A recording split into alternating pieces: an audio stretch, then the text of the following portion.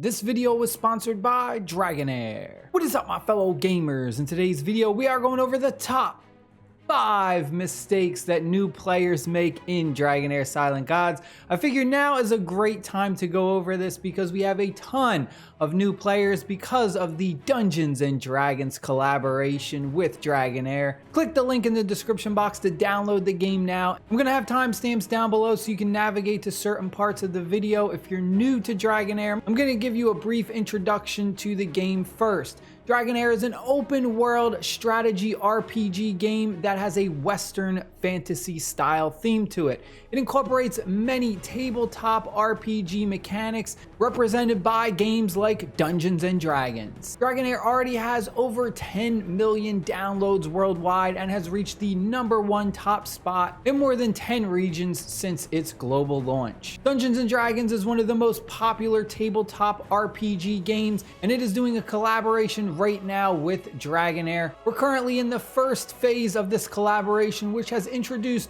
the iconic D&D hero Drizzt Do'Urden to the Dragonheir universe as a playable character, along with the evil boss monster Errtu the Balor. During the collaboration, you can go ahead and team up with Drizzt and his Black Panther Guinevere, which have their own independent storyline in the Dragonheir universe. You'll also be able to consume dice to summon for Drizzt Do'Urden as a playable character on the Planeswalker Summoning Banner. This collaboration also brings special in-game skins as well for your D20 dice and your D4 dice. All you gotta do is complete the collaborated main quests along with the corresponding activities such as the Demon Hunt event. You can then go ahead and defeat the big villain boss Errtu in multiple different ways. After you complete the exclusive quest with Drizzt, Errtu will have his exclusive dungeon added to the game, and you can go ahead and unlock rich rewards by doing cumulative damage to him. Dragonheir is available on tons of different platforms, including Windows, Mac, Steam, the Epic Game Store, and compatible with mobile devices such as iOS and Android.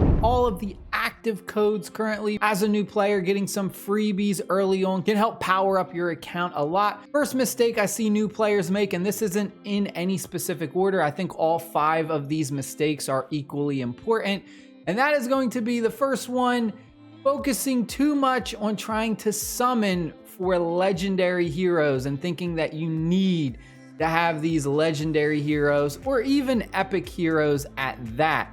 The rare heroes in this game are so important, and as a new player, you're actually going to be focusing mostly on rare heroes. You really won't see too many epic heroes early on as a new player, and that's perfectly fine because the game features a ton of really strong rare heroes that you can use throughout the game. These rare heroes are really good for tons of different content.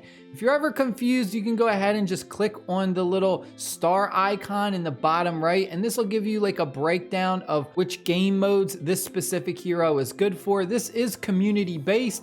You can also go ahead and take a look at any tier lists or stuff like that. I made some previous videos where I went over 2 of the best rare heroes from each different element, so go ahead and check that video out if you have not already. I also have a playlist for Dragonheir where I go over a bunch of different really strong heroes to use early on. From there, the second mistake that I see a lot of new players make, and that's going to have to do with the elemental affinity, and that is not building a proper team. Every season, this affinity wheel will go ahead and change and have different pairs of elements. When you're doing a battle, you're able to deploy 5 heroes. Now you want to have at least 3 of those heroes from 2 of these elements that are matched up, so that way you can go ahead and get the 20% extra attack bonus and defense bonus. What I mean by that is these 2 are paired up for this season that we are in, so you would want to have at least 3 of a combination of poison and fire, radiant and lightning, necros and ice. Now early on you can get away with just having the 3 hero bonus. However, once you do get a little bit later into the game, like mid-game, you're going to notice that just having 3 heroes from the same element bonus is not going to help you out enough, and you're going to have to hit that 5 hero elemental affinity bonus. Early on as a new player, even though you can kind of get away with it from just building 3 heroes, you should get in the habit of building out a 5 hero team from these specific elements for the season you are in. Third mistake that I see new players make, and this kind of goes hand in hand with what we just talked about, not leveling up enough of a variety of heroes. So they'll just come in here and they'll kind of only start to level up their epics, or they'll only level up certain heroes that they feel are good, but there's a lot of content in this game where you're going to need heroes from every different element. You can't come in here and only build an ice team or only build a poison team or a radiant team. You're going to have a strong team for each element, because the way the content is set up, when you're doing certain dungeons out here, I'll do a quick example. When we're going to do something like the Tempest Domain, so that we can go ahead and get some materials so that we can upgrade our heroes, you're going to see that for this instance, once we hit that challenge 2 difficulty, lightning and radiant damage taken by enemies is reduced by 30, and the damage dealt to lightning and radiant heroes is increased. So when we're doing something like this and we're trying to get this lightning and radiant stones to power up our lightning and radiant heroes, we can't actually use them in this specific dungeon. We're going to have to use other elemental heroes like poison and fire and stuff like that. So you always have to constantly have a variety of different heroes powered up. You can't just have 5 strong heroes and try and blow through all of the content with just those. Moving along to my number 4 top mistake I see new players make, and that is not using their food buffs when they're grinding out a dungeon over and over and over again. Most of the ingredients are easy to get. You can either find them out in the open world when you're just going on adventures, which goes hand in hand with another tip that I have, is pick up everything. Anytime you see something out in the world, pick it up, any type of ingredient, whatever it may be. You can also buy ingredients from different NPCs as well, but you really should be coming in here, and anytime you're gonna grind out a battle, use one of your food buffs. I have a whole cooking video where I go over all of the different cooking recipes, so if you have not already, check that video out as well. And the last top mistake that I see new players make, and that is just not doing all of the different quests that you have available to you. If we go to our adventure book, we have a ton of different things that we can do. We've got main quests that we can follow. We also have our adventure book with these different quests that we need to complete. And then every time we go ahead and complete all of these chapter quests, we get a chapter reward. We also have other things like dungeons, challenges, as well as practicing.